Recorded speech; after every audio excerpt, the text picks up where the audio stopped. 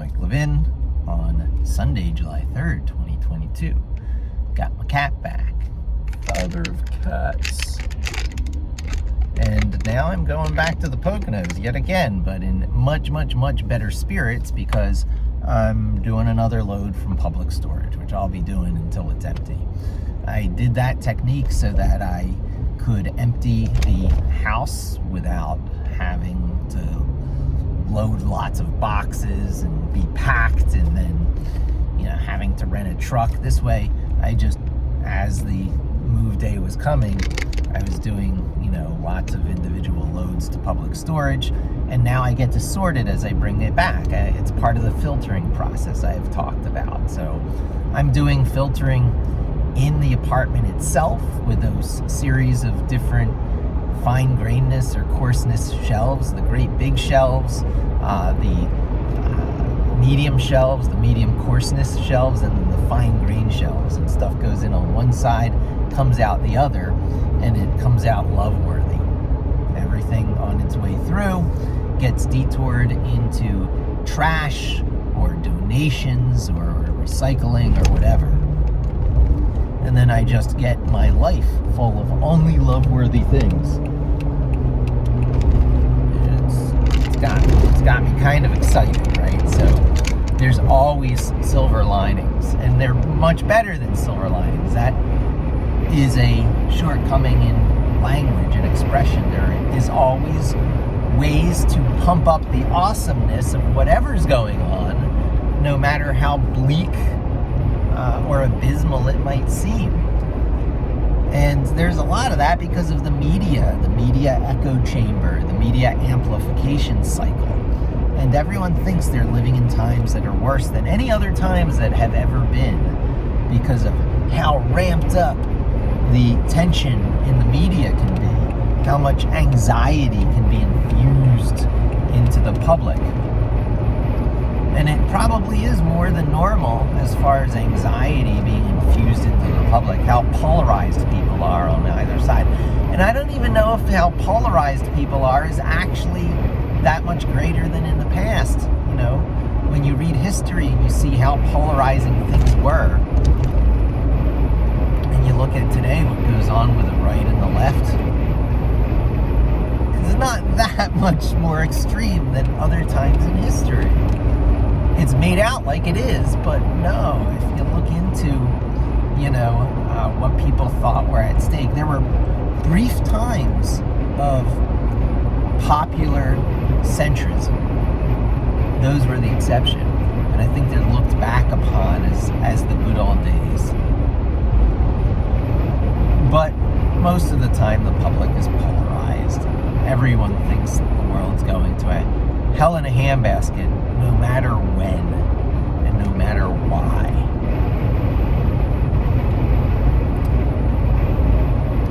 I'm helping bring my kid back from the abysmal mindset that's instilled, that's indoctrinated into people through the media.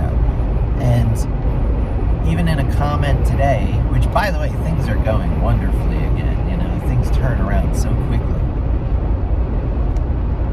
Even though I'm proceeding with my plans as this forced move back to New York City is not welcome. And if I'm doing it, I'm doing all the things that I had deferred for a number of years because I was living out of state and I was torn over what it would take to move ahead on certain fronts. But now it's going to be a lot easier, so I am. And meanwhile, gotta work on that relationship with the kid, and we're playing Monopoly. Oh my God, we're playing Monopoly. It's the My Hero Academia version of Monopoly, or My Hero Academia. It should be My Hero Academy. I don't know why they did that. But it's exactly the thing I was looking for. It's the back door into math. Oh my God. And it was their idea when we were shopping in the anime store. The anime store. So people talk about how totally screwed up things are. We've got mainstream popular anime stores. In my day, you had to struggle to find a comic book store. These days, they're the main stores in the mall.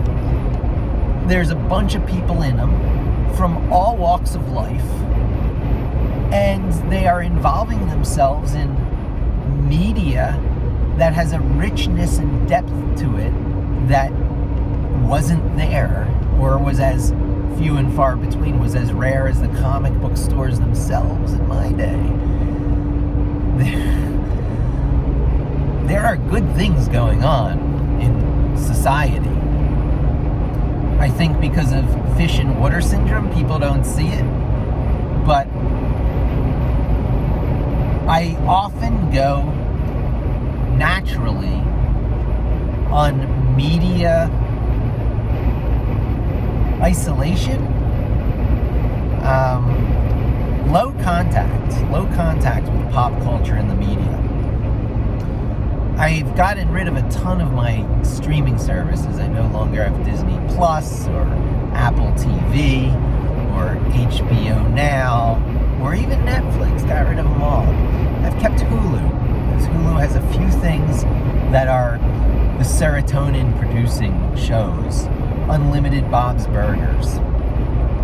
So I'm keeping Hulu for Bob's Burgers. And Crunchyroll, because Crunchyroll has acquired Funimation, and my kid is into anime. So, yay.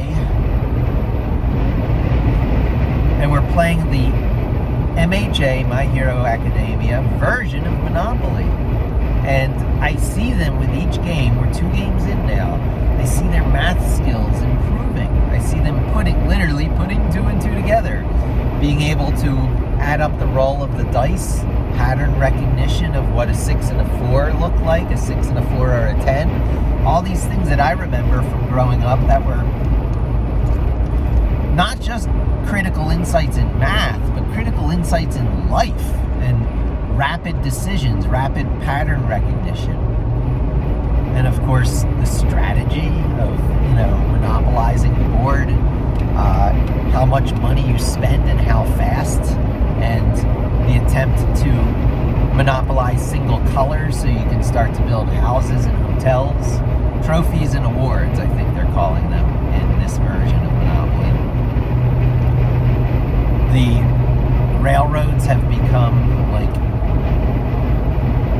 the best heroes or something, the teachers from MHA.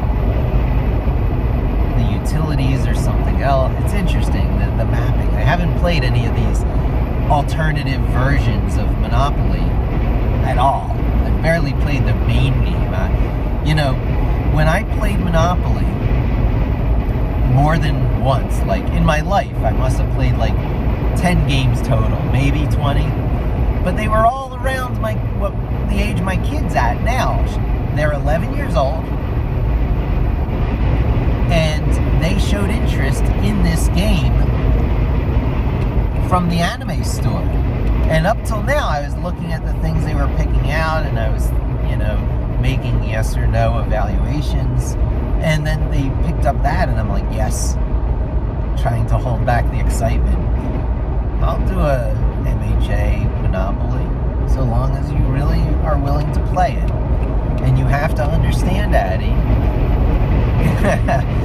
this is a lot like the Pride Parade, which we did, the Pride March in New York City. It's going to sound great,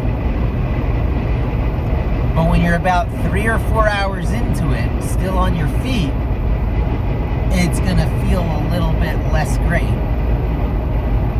And I'm going to hold you to sticking it out for games to completion.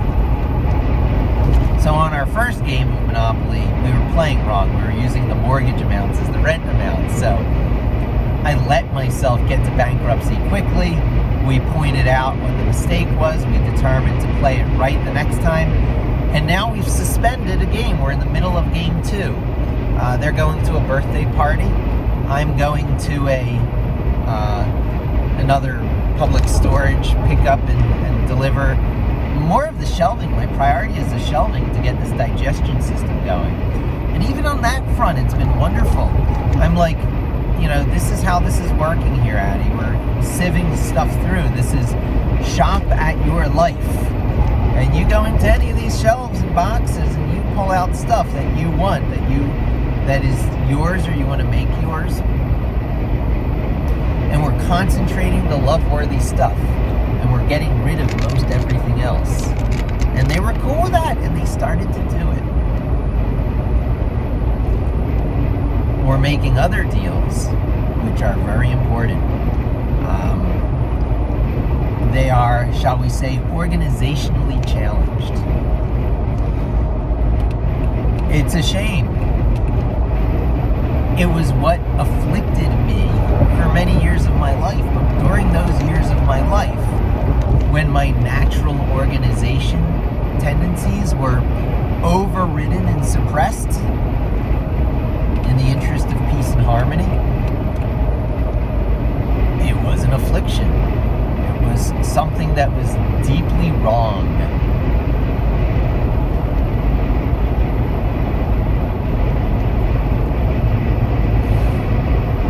And this is 5 years past that now, and it's as many years out as it is in. With any major attempts to change who you are, with any major subjecting yourself to constant influences in your life, with any major reshaping of your soul, your very soul, your vibe, the vibe you tend to live by and project, it's as many years out as it is in. It takes as many years to undo habits as it took to make them. So if it was 10 years in, it's 10 years out. And I'm about halfway there. Halfway there. And I feel it happening. I feel the halfwayness of it. And I hope it isn't just self-fulfilling prophecy, that the reality follows the shape of your beliefs. But these are things that I have made observations about sufficiently enough during life that I do believe that reshaping the wholesale replacement of one set of habits with another is a long process. And probably is as long as it took to shape it in the first place, to reshape it in the second place. But it feels good. I feel good. Near. I knew that I would now. James Brown. You get exposed to a lot of people on YouTube. And I'm starting to do these shorts now. And I did one short of me and my kid at the very street that I went to take my first job in New York City for. 21st and 5th Avenue, between 5th and 6th Avenues. It would be considered, I guess, either the Flatiron District or the Union Square District. And it was an interesting place to live and work. So I went to work at 21st, between 5th and 6th Avenues. And then I lived at 16th Street. So 21st, 20, 19, 18, 17, 16, I walked back and forth to work to be this vice president at the public relations firm that launched Amazon.com, right? So I worked with the person who worked with Jeff Bezos to get Amazon off the ground. And I went to work immediately as a vice president, from being like this director of SEO in like a suburban software Commodore spin-off company, where I did amazing things. And this stuff was of great value during that .com era. I guess this was still considered part of the dot boom. Barely. It was the recovery after the dot boom, right? The dot boom, I guess, was when Amazon was born. That was 97, 98, 99. And then around 1999 into 2000, 2001 was the dot bust. Interestingly, with the change of the millennium, the Y2K fears, recession in the economy, all the easy tricks of the dot boom era used up, bubbles popping. And so it was I guess it was the Web 2.0 days that I really moved to New York for. So I was there during Web 2.0. And I had a bunch of skills that were really valuable during Web 2.0. Just barely, though. The tail end of a bunch of Microsoft stuff that was their answer to LAMP, right? Linux, Apache, MyPHP, and Perl, Python, or Python or PHP. And so Microsoft's answer to the LAMP platform was Internet Information Server, IIS, that was their Apache, and Active Server Page, that was their P language. You could use JavaScript. So JavaScript on the server was around, or, in the 2000s, 2001s. People think Node.js innovated that. That was like the third coming, at least, that I can recall, because it was on Netscape Enterprise server. So the thing that birthed e-commerce, Netscape server, ran JavaScript too. So it was on Netscape server, and then it was on Active Server Page from Microsoft. And then by the time Node.js came along, they pretended like they invented it. JavaScript on the server, friends. For the third time, maybe, and maybe a very good implementation, because they used an extraction of the Chrome browser, the V8 engine,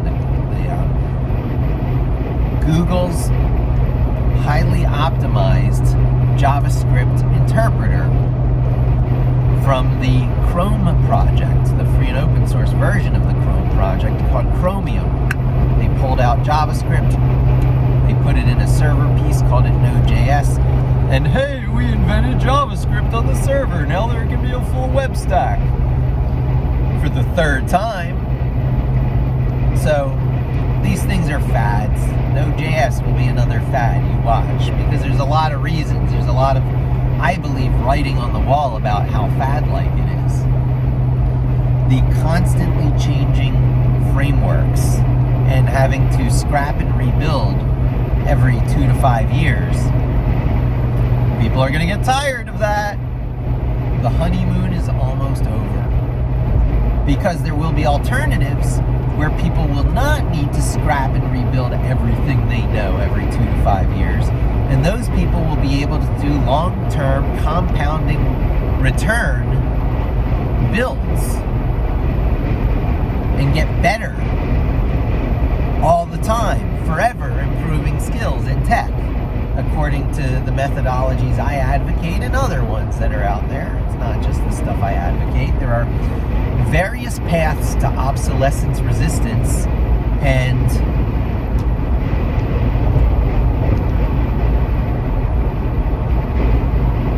disruption proofing, future proofing. Future proofing is the word. Obsolescence resistance and future proofing.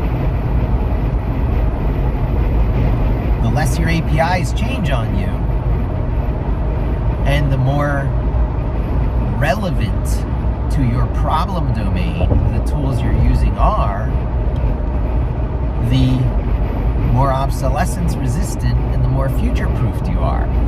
So with Python pip install anything, and many of these pip installs themselves shaping up to be timeless API tools like pandas, Python running on Linux, where you pip install some interesting things like Jupyter Lab, are timeless. Timeless. Browsers are timeless, I'll accept that. And to some degree, the JavaScript that's embedded in the browser is timeless. In about the same way PostScript is timeless. PostScript is timeless.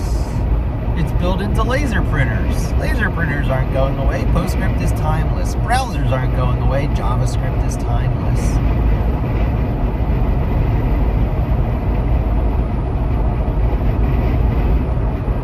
That's about right. And in the same way, no one actually has to interact directly with PostScript. All these Python wrappers will isolate you from the need to deal with JavaScript directly. And you'll be using things, pip installable things for your problem domain, like Plotly. And you won't have to touch JavaScript ever again, and you'll have data dashboards by sprinkling the magic fairy dust that exists on the Python side of long-term static APIs. But static is bad. You talk about dynamic all the time, Mike. Dynamic good, static bad. Dynamic good for growth as an individual, for tackling new problem domains, for expanding fundamental capabilities. Dynamic is good. For the muscle memory that you lean on day to day for your core set of abilities, dynamic is bad. Static is good. For your samurai sword, static is good for your shield. Static is good for your rations and your transportation, your means of transportation. I'm going to be going through the qualifiers a lot. The who, what, when, where, how, and why of tech. If you check out my website, if you go to mikelev.in, pronounced Mike Levin, Mike Lovin, except to get my exact domain name matching my proper name, I had to use an India top-level domain .in. And then the first part comes off as Mike Lev, MikeLev.in. There's no way anyone's going to pronounce that as anything other than MikeLev.in. So, enter my poem. I've got a mic. I like to talk. I love to talk into the mic. I love to talk. I'm Mike Levin. I've got some tails, so let's begin. Boy, do I have tails. As of this move out of the Poconos, I've got the tail of two cats. The gentle cats, who I foolishly put in the single carrier that I had first, and put into the car with the melting ice cream and the queen-size mattress strapped onto the roof. And then I used my excess capacity of having everything secured to round up that extra feisty cat. The extra feisty cat who was not down with that at all. The cat was not down with it at all and got away from me. And I figured, no problem, I bring a trip of stuff back. It's a big trip because of the mattress and stuff, but anyway, I get back at 3:30 a.m. that same morning. You know the story. I left at 9:30 p.m. I got back to there at 3:30 a.m. having left the sliding glass door open and having left treats inside, broken up a little bit, not too much. It was these like chocolate bar like treats for cats, but it's animal fat, not chocolate. The sliding glass door is closed when I get back at 3:30. My heart sinks. I'm like, the cat is either in there and I don't have a problem, or the cat's not in there and I have a problem. Well, I had a problem. The treats were broken up more and they were spread around, and the cat was not in there. I checked every hidey hole location. Every single one, the cat was not in there. We have this Coraline door, so people who know what it was like inside might have thought the cats were missing in the Coraline, magic space. I had that completely closed off with a sliding latch locked on both sides. the Caroline area was not accessible. That cat was not in the house the entire time. And I went back a total of 3 times. That night being the first. Later that night, after 2 hours of sleep, so I was running on 26 hours of wake time. I go back home. I'm working on 26 hours of wake time, including that first trip back home, unpacking the queen mattress, the first cat, go back, 3:30 a.m., stay up till like 6 or whatever.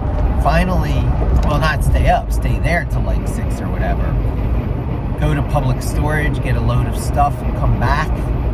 By the time I'm back, it's like 11 a.m. So, and it's a work day. It's Monday, a work day. So I get some sleep from 11 a.m., 12 p.m., 1 p.m. I wake up at about 1:15 p.m. to hook up my Verizon router because I want to be online for the upcoming workday meeting. I get the router connected but can't find my laptop. So I connect on my phone, but of course this is the Thursday now before, no, it's the Friday now before the 4th of July weekend. So everyone wants to cut out at 3. So I tell people I'll be back online when I find my laptop. I don't find my laptop until after 3 o'clock or whatever.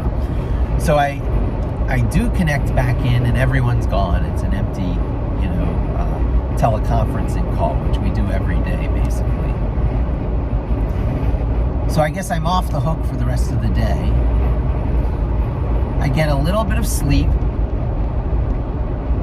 and then I go back. I don't get a lot of sleep, mind you. I get something like 4 hours. I'm going to put the timelines of all this together. But I'm all about being back there for Linny, because if Linny's lost in the woods, I mean, she's not lost. She's a homebody cat who gets out once in a while, knows where home is, comes back right away. That door was closed. The snacks were spread. Somebody was in that house. The full ramifications of that, with Linny still being missing on my return trips, are finally setting in on me. Nobody left a message. Nobody called me using my cell phone number, which is on the cat's collar. No message left, no call. The cat missing in a way after 2 days, going into a third day, where people are going, no, this is not good news. If the cat does not come back after 3 days, that cat is gone.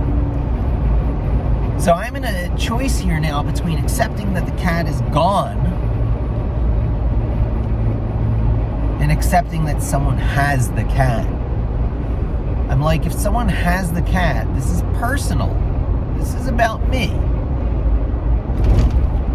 These people are on Facebook. So I write it up. I put it on the community, the unofficial community site. Facebook, community pages. Spelling out very clearly, I know they were in my house. The cat would have come back. I've been out shaking the treats. I've been out looking under every patio. If that cat was around, I would have found that cat by then. Someone has my cat. And so, then I did this whole thing, whether the cat was alive or dead. If the cat is alive, open the door. They will run right back to me, and I will have my cat in the next 10 minutes. If the cat is dead, may it weigh heavily on your soul. While you await judgment. And I'm not just talking about the afterlife, I'm talking about Reddit. Because this story would have gone on to Reddit had my cat not been released. I posted on the Facebook group. I get a reply. Within 5 minutes, someone is commenting on it. So I know this is being read. The way the notifications work on Facebook. 10 minutes later, well, first I don't wait at the house. I go out onto the street, shaking the treats, walking up and down the street, about 4 houses in both directions, shaking the treats, calling Linny, Linny, Linny, What's for Lenny? And then I hear a rustle and see a shadow bolt coming from a particular direction, one of the suspect houses. There are suspect houses. I won't name names.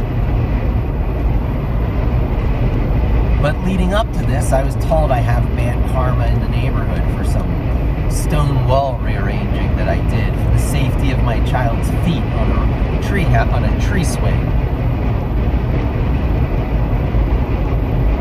And the way I was told I have this bad karma was like, they're gonna get you.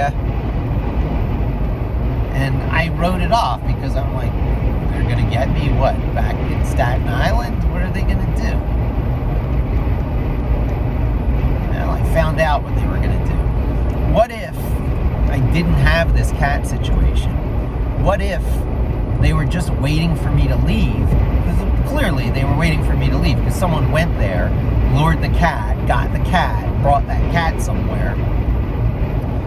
What were they going to do if there wasn't that cat situation? If I didn't leave the sliding glass door open, giving them that opportunity? Why were they waiting at that house?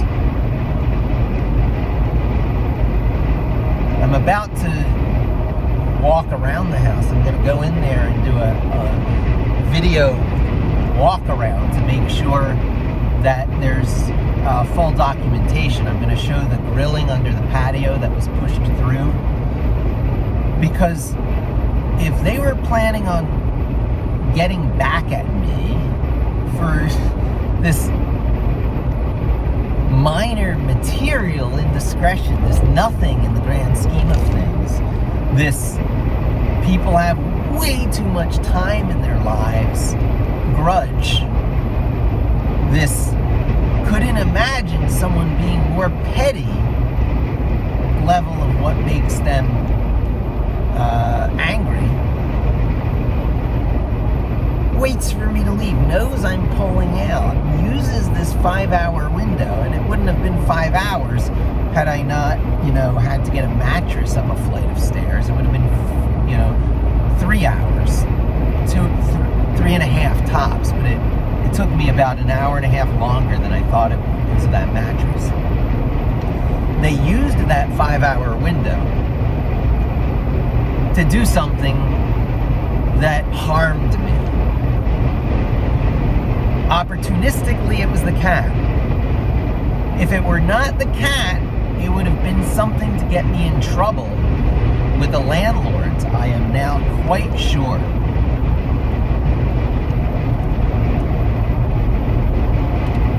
So, within these 10 minutes of doing that Facebook post, there's a rustle and a darting, and I walk back to the house, and I find Lenny in there in really fine shape. That cat was not outside for 2 days. That cat was clearly inside.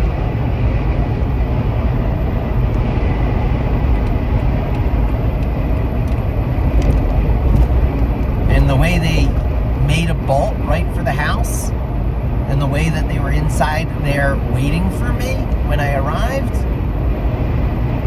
it is very clear that that cat wanted a return. And had that cat not been held, I would have had it that very first night that I came back. Clearly, I would have been the one who would have been able to get the cat from under the patio where they were clearly hanging out, because under the patio was pushed through. I'll do a video walkthrough. I don't know if I'm going to post that, but the grilling under the patio was pushed through in a way I never did. Every time I lured Lenny out from there, I didn't have to push that through. A rake that I had left on the property, because I was raking the leaves to spread them around so that it looked nice for the landlord. I'm good karma through and through. Good Karma Mike.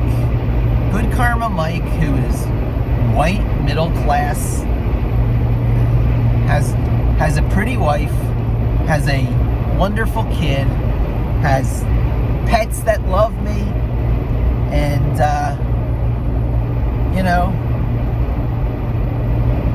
easy target. Easy target I am. especially for these modern days. Only thing that would make it worse if I were a clean-cut, Navy-looking type. Then, they really hate me. Probably it's a little bit of a saving grace that at least I'm a long-hair hippie, right?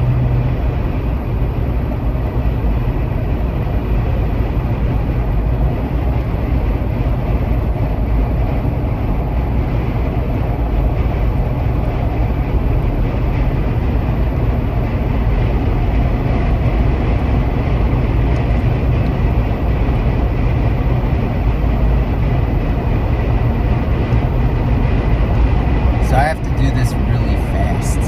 It's going to add a little bit of time doing the house walk around, but I think it's really necessary. If I have to pick my kid back up from their mother's place instead of getting a drop-off at the end of this birthday party, that's what I'll do. I'll just coordinate it. It's important enough to do a full house daylight walk around, just in case there is damage done to the house in my absence, because they might be moving from this cat opportunistic plan B back to their plan A, whatever it was. I hate that I'm a magnet for this kind of stuff, but I'm engaged in life, and I do stuff like adjust the property for the happiness and well-being of my people. And clearly it bent some folks out of shape more than I thought it did. I had some positive feedback about how I built it up for, a wonderful launching platform for the rope swing. Except that wasn't the universal feedback, as it turns out. Some other people, I wasn't talking to them in any good condition. They were in really bad shape when I was talking to them. But I was giving them comfort. I was providing comfort and offering help because they had been through a rough time recently. And there was this whole roundabout zeroing in on other stuff that was really bothering them concerning me. Very critical stuff concerning me. Stuff in the realm of vilification. And even then, I really didn't think much of it because I was offering help.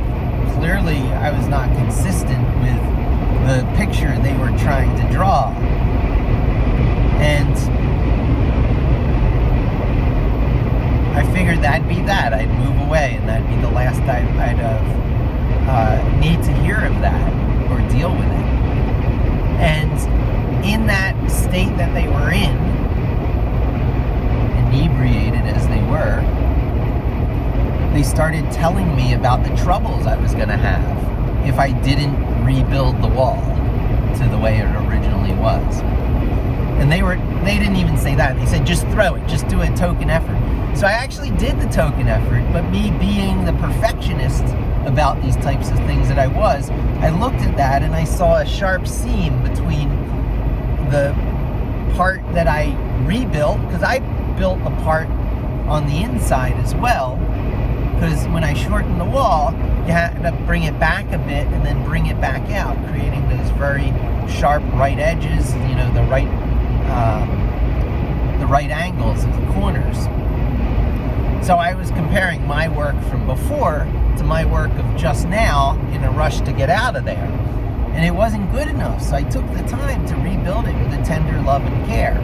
This was after Linny disappeared. I actually didn't necessarily put two and two together, but at least I could demonstrate to them that I had an open mind about these things, that I was a flexible person. Now, maybe they read that as weakness and decided to just continue keeping my cat and to twist the knife. So now I have insight as to the type of person I'm dealing with. A knife twister. I mean, projection, right? Whatever you accuse anyone else of is what you're guilty of yourself. Can I be a knife twister? Maybe. I like try and improve myself as a human being. So if that is my more base animal tendency to take revenge, I try to suppress it. I try and redirect it. I try and put it into other things. But you know what? Once you have been exposed to that kind of thing, and you have come to understand it by getting into the mind of the people doing it, it is now a part of you. You have run that code internally. You have become capable of whatever they were capable of.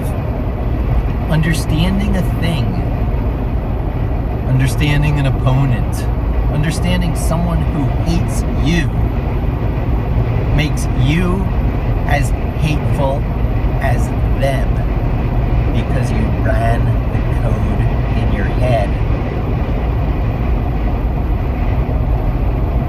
Those held under the sway of narcissists will become a narcissist.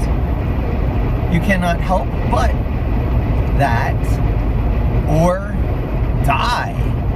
It's what forces you to evolve. But there are different strategies. And the big strategy split tends to be that between ambush predation and turtle shields. The basic split between how you're vibed is whether you're a shield-carrying veggie muncher or you're a fang and claw-growing surprise them when they're vulnerable. Those are the splits. If your narcissist enslaver is of the predatorial type, I tend to think you'll develop the turtle shield. That's when people become aloof, standoffish, shy, introverted. Those are all turtle shield responses. But if you don't like perpetuating the cycle, then if your ambush predator is of the claw and fang type, then you pull an alligator turtle trick. You can snap right back at them. You can have a very well-developed snap.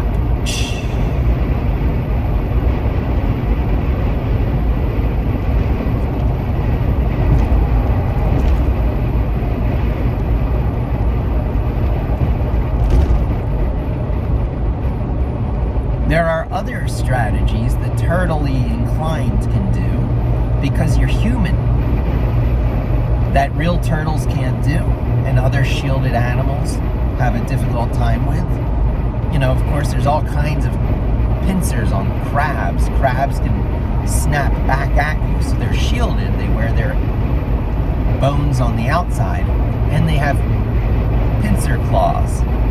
But if your ambush predator is the kind of thing that's going to attack you from behind to try and flip you over, you can have, you know, interesting vibrations running through your shell to try and break the teeth and break the claws, so that when they try and bite into you, their teeth break.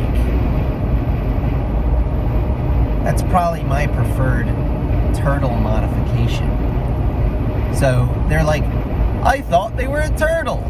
I thought they were easy pickings. You know who does this? Porcupines do this. Your shell can be dangerous, and people take you for a tasty meal. That thing doesn't look dangerous, and then they're pulling quills out of their mouth and tongue and face for the next 2 or 3 days. Yeah, they're not gonna hit a porcupine twice.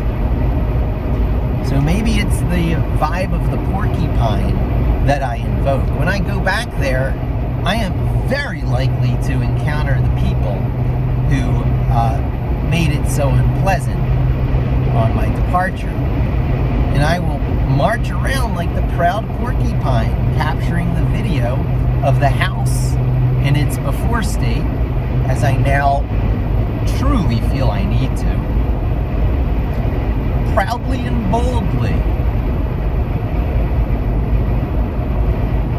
I won't go back into the house because the time for that is over.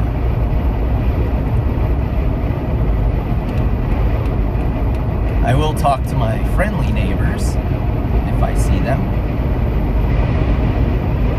who have really been there for me. I don't want it to all sound like complaining. I know it can come off that way. But I've got a mic. And I like to talk. I love to talk into the mic. I love to talk. I'm Mike Levin. I've got some tales, and I have begun. Most of my tales I haven't told them when they're fresh, when they're hot off the press. I gotta go back and dig for them. Oh, the tales I have, the tales I can tell. The illustrated tales of Mike Levin. The time has come, the walrus said, to illustrate your tales.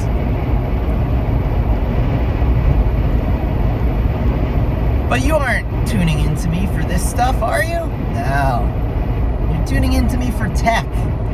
Everything is integrated. Everything is one big, blended together thing. How does this relate to tech? How does it not relate to tech? Document, document, document.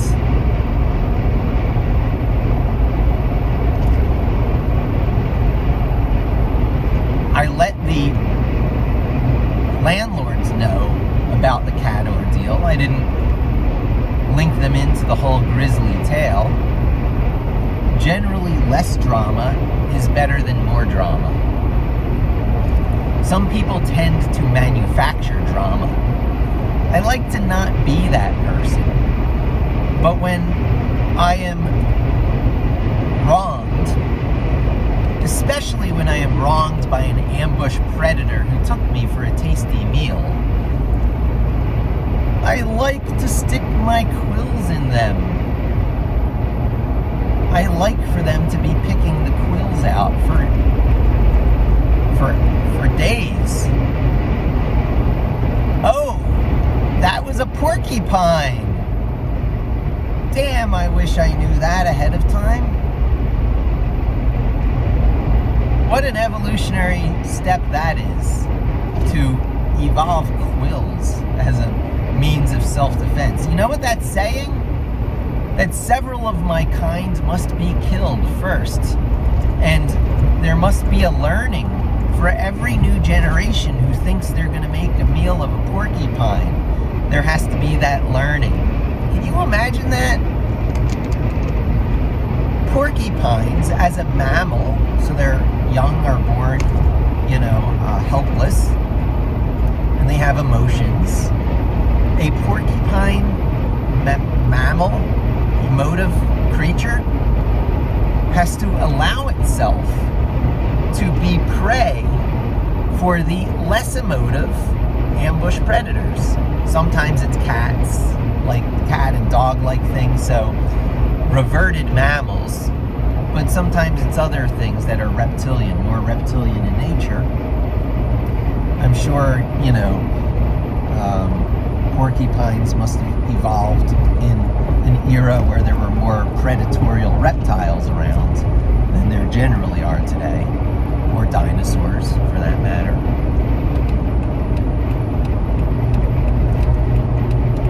But at any rate, when your young are born from shells, you're slightly less emotive. Not much, slightly less emotive. It's all on a scale. There's even some snakes whose young are born alive. Imagine that. I ought to get the names of those snakes. There must be an interesting story there. The more, when I say born alive, of course they're born alive, born not in shells. I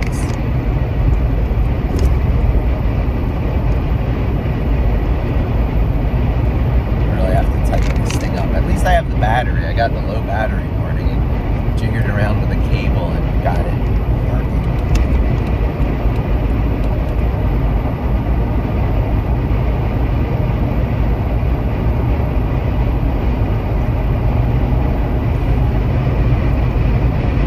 So maybe the porcupine is my spirit animal. I would like to do that. I think they call it DMT. Someday, when and where it's legal, go on a vision quest. Have that whole spiritual journey thing. There's a movement, there's a growing movement for psychedelics as a means of emotional healing and growth and maturing. The Native Americans certainly believed in it.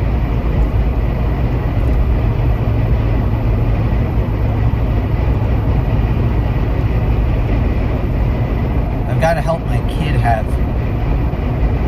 more intense adventures and journeys. Forget the psychedelics, that has nothing to do with my kid, but the kid needs to go on hard missions.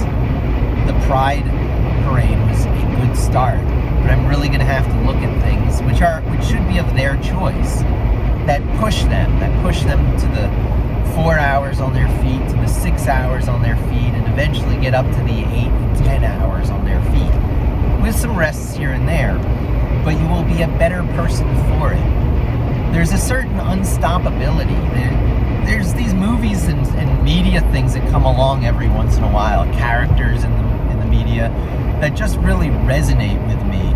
A kind of unstoppability, both based on physical and mental attributes. I mentioned the Shawshank Redemption. That was one of the unstoppables based on mental attributes. Sure, there was an element of physical there, but it's the ultimate of slow and steady wins the race, right? The tortoise and the hare is a wonderful story. Now, it suffers from being impossible, but slow and steady wins the race is a message that must be taught.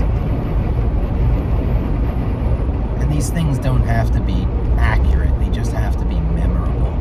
So the tortoise and the hare remains valid, as does the scorpion and the frog. You knew I was a scorpion. It is my nature, no matter what is said. A scorpion's nature is to sting. So these are things one must keep in mind on these journeys, because you will encounter characters of all types.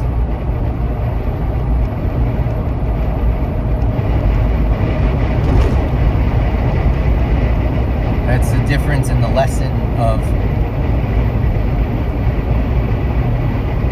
Alice's Adventures in Wonderland and the Marvelous Wizard of Oz. Alice's Adventures in Wonderland has you just encountering tons of crazy characters during your epic, staying on your feet trips. Wow, I see the canoes and stuff going down the Delaware River. This is what I was cheated out of this most recent season, the third and most open post-lockdown season. I was forced to come back to New York City right when the merits of a community such as this were at their brightest. And shoot, I'm giving up a little bit of time. I could be getting off the 310 exit here and going very directly to the public storage, but I'm going to be going ahead to the 309 exit and zipping up, and with all due haste, shoot that before video of the house, because I need to do it. I need to document the condition of that house, especially now from the outside that it's locked up. Make sure the key is maybe better hidden than it is. Oh, I don't even know if I want to do a walkthrough on the inside, what anyone might have done if they found that key. Ugh. Okay. Quick inside walkthrough. Make sure everything's good. Quick outside walkthrough. Make sure everything's good. Shoot that video and have it ready for just in case. I was like, nope, it looked like this when I did that walkthrough. And I did that walkthrough based on this heebie-jeebie feeling of a creepy person coming into that house during that 5-hour window. In all likelihood, taking my cat. What were they going to do if they didn't have a cat to take? What were they going to do? Paranoid. They'll say, someone who wants to vilify me will say, oh, that Mike is paranoid. Nope, that sliding door was closed. Those treats were spread, the cat was gone, and the cat did not come back until right after I did that Facebook post. That is not paranoid, that is smart. I was a dumbass to let the cat free, but I was smart in the way I affected its recovery. Shamed the person into opening the door and letting the cat out. Making them understand that, they chose a porcupine. They did not choose the soft-shell turtles that I appeared to be. Soft-shell turtles, the predators can gather around and poke at and flip over until they can tear the belly out, right? That's what they thought they had.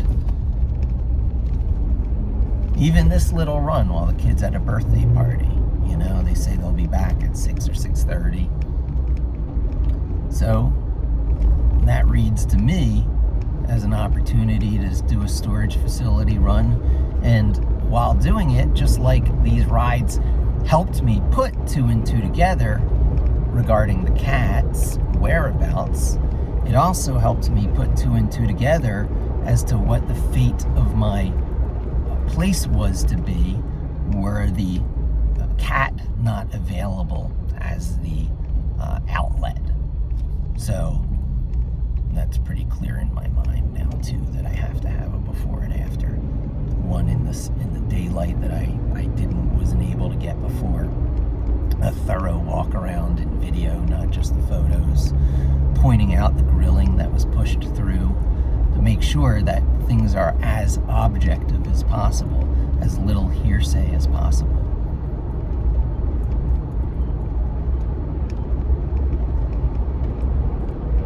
There's traffic coming the other direction. I did not need that. I will look for alternative ways to get to public storage that don't force me to come down 209. I said 309. 309 is the exit, while 209 is the actual highway number.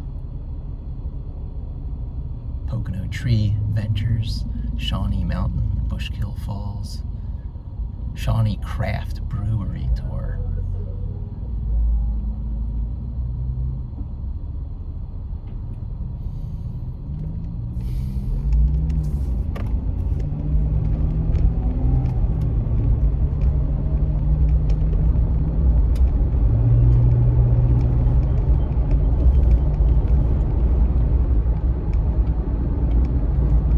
These videos are my therapy.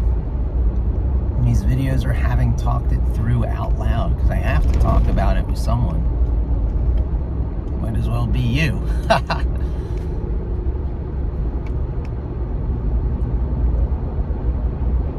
Welcome to my life. Things will get more interesting on the technical side. This phase, this chapter will be shut very quickly. This period during which I could be accused of paranoia, but no.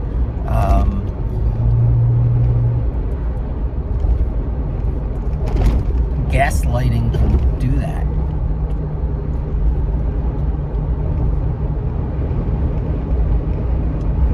People covering their bases saying,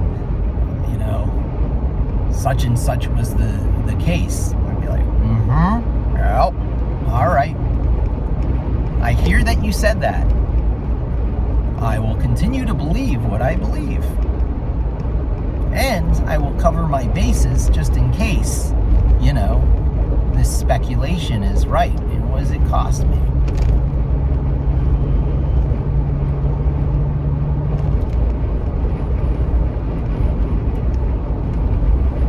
On the way back, I'll try and think through the next step on the technical front. It gets very interesting. I talk about the qualifiers, the who, what, when, where, how, why.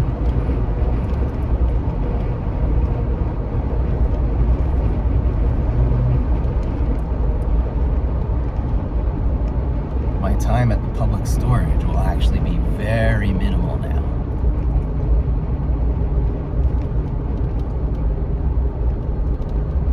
I'll get 1 or 2 more shelving systems in. No matter what, the idea is I tear down the shelf, I make it as passable as possible, by also putting in some of the stuff from the shelves, the love-worthy stuff, into my car. I take some back. The easy stuff, the stuff that is most useful and missing from my life. But the more thoroughly I do that, the longer it takes, and I'm just not going to have a lot of time. This video just reached an hour.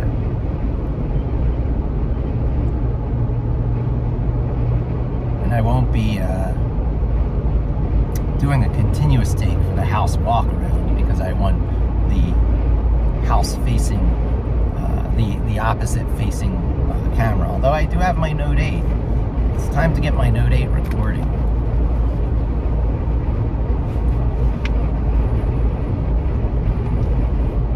This phone has served me so well. This is the Amiga. This might as well be the Amiga computer with the role that it's coming to capture in my heart. No single iPhone model has lasted this long or been as much of a joy to use because of the stylus on this thing. And Android has a lot of hacks.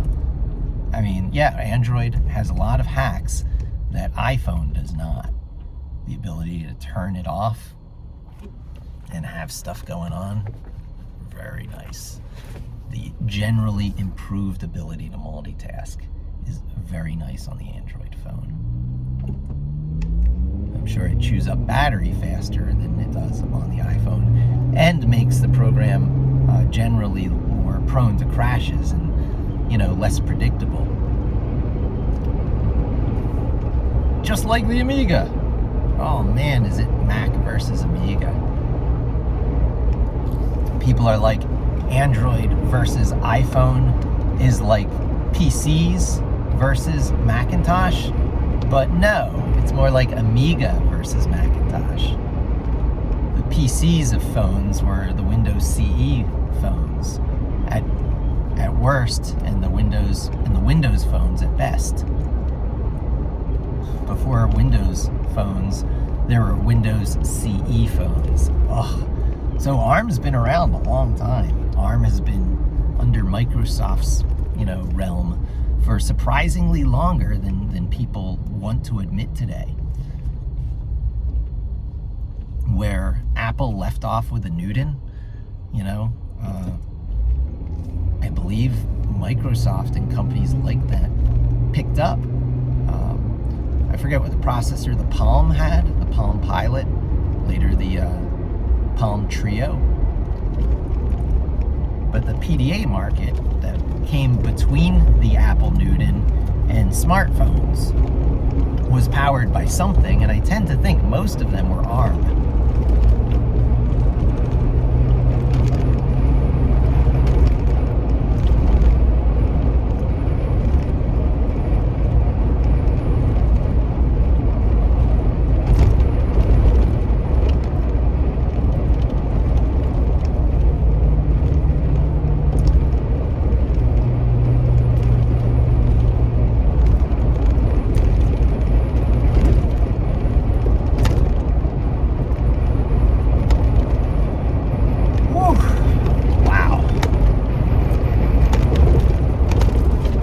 Stop at Wawa, no matter the temptation, but keep yourself hydrated for sure.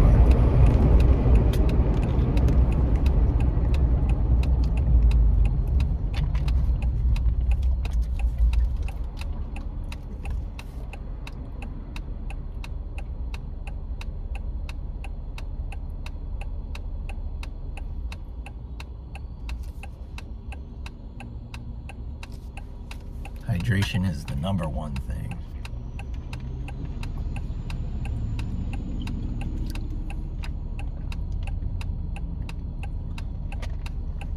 So with all the lack of sleep lately and all the moving, I've got boo-boo after boo-boo on all my different fingers. I've got different different tiny injuries from moving and everything, and sore bruises and stuff. So, you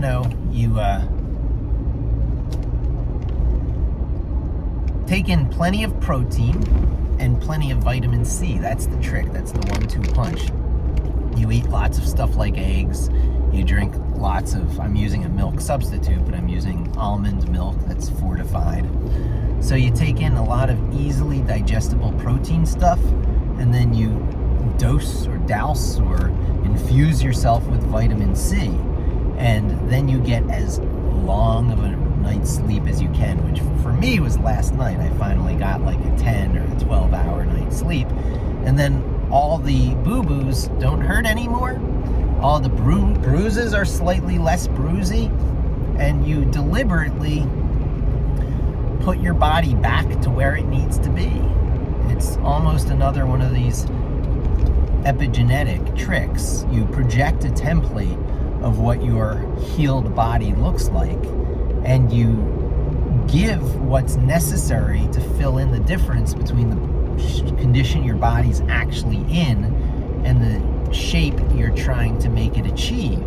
You know it's going to take, the protein and the easily distributed throughout the body form. So eggs are perfect for that.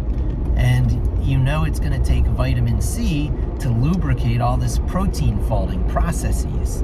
So, and then just general vitamin, you get the whole spectrum of vitamins too. But C in particular.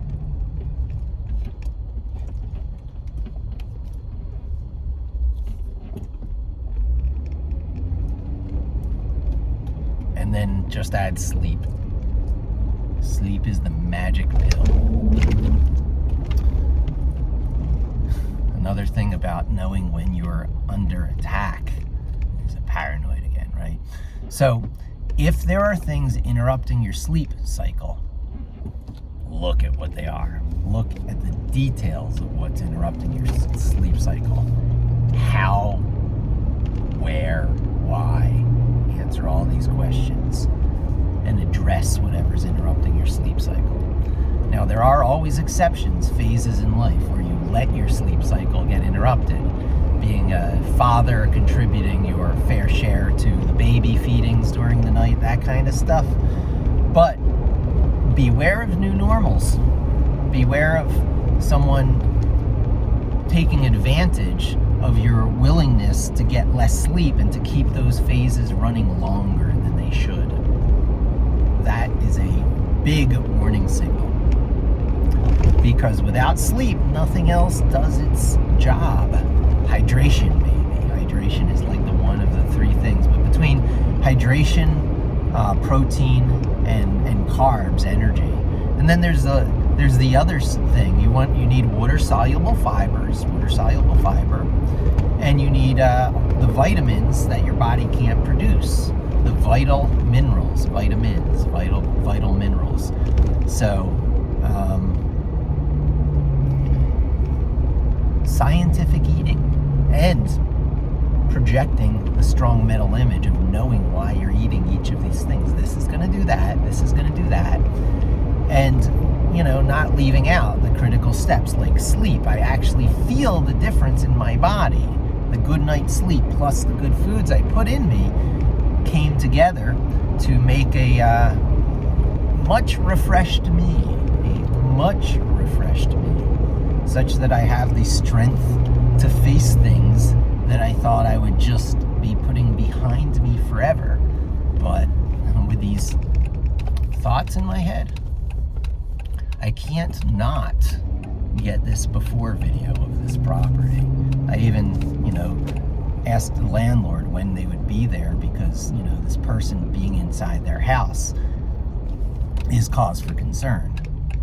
What would they have done were the cat not there and the cat not become the lightning rod? Maybe this was for the good. Maybe Linny's big adventure saved me a much more,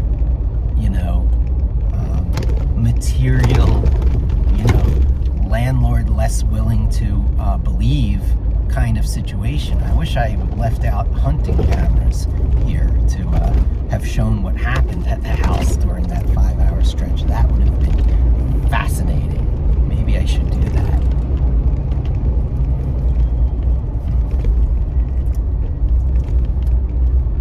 Each thing in its turn.